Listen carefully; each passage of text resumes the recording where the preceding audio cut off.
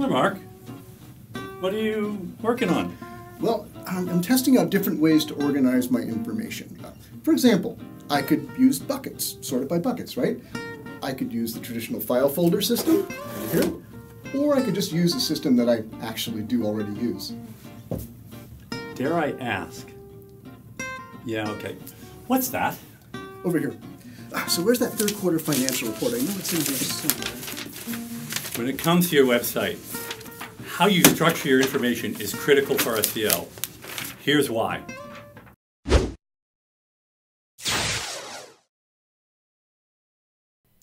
Eric, when webmasters are thinking about where to put the content of their sites, what are their basic choices? It comes down to three basic buckets: in a root domain, as a subdomain, or in subfolders. So explain each of those briefly, if you would.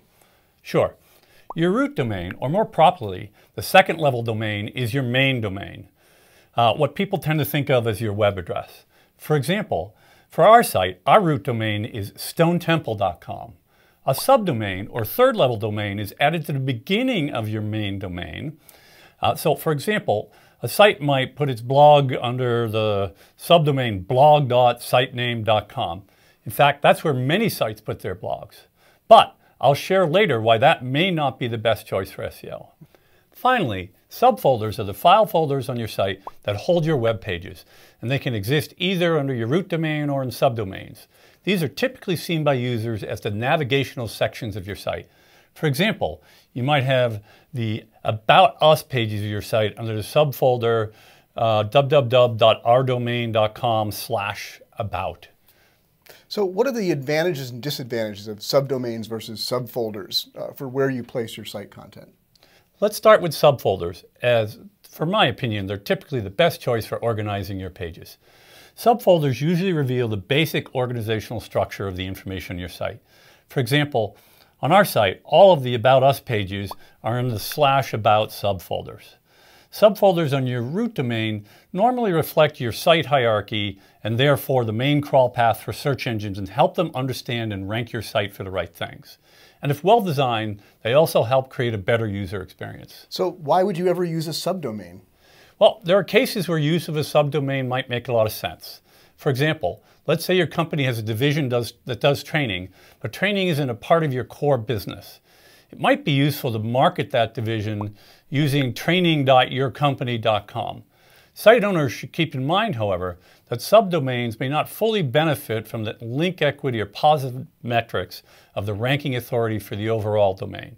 For example, Google doesn't give every individual blog on blogspot.com the authority of blogspot.com for obvious reasons. So what about microsites? Ooh. A microsite is actually a separate root domain, and I almost advise clients to never put important content on a separate domain or microsite, though there are some limited scenarios where businesses might choose to do this.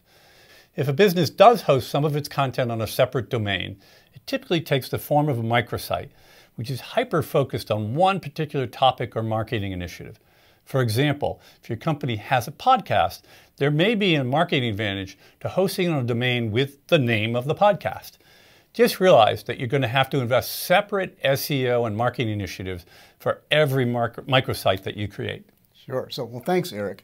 You provided a lot more information about the pros and cons, as well as the use cases for each of these site structure options in your complete guide to subfolders, subdomains, and microsites for SEO.